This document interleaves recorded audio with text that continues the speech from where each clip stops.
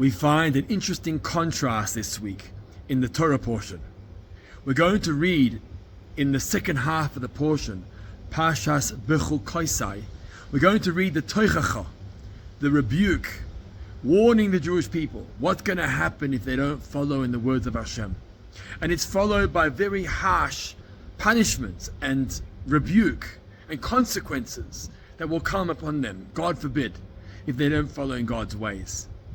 At the end of the parasha, we conclude the book of Leviticus, of Vayikra, and we say the famous words, Chazak, Chazak, v'nitchazek.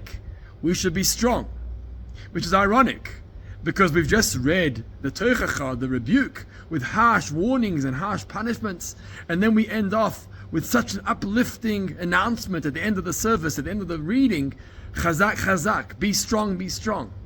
How do you balance the emotions that are taking place here in this particular Torah reading?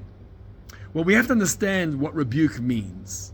In the eyes of God, rebuke is not negative. In the eyes of God, rebuke is part of the growth of an individual. When we point out wrong in our child's behavior, we're not looking to punish them, we're looking to change them, transform them, uplift them.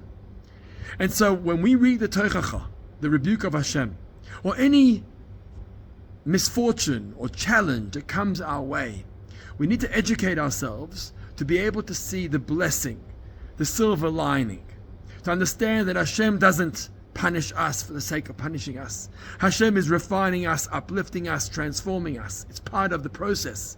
And so the Tochacha, the rebuke, is not bad. It's actually an expression of God's goodness. And so it makes sense that at the end of the parasha, at the end of the book, we announce Chazak, Chazak with such great enthusiasm, because we're emphasizing the point that the Tochacha, the rebuke that we just read, is part of Hashem's strengthening of us and making us stronger. Shabbat Shalom.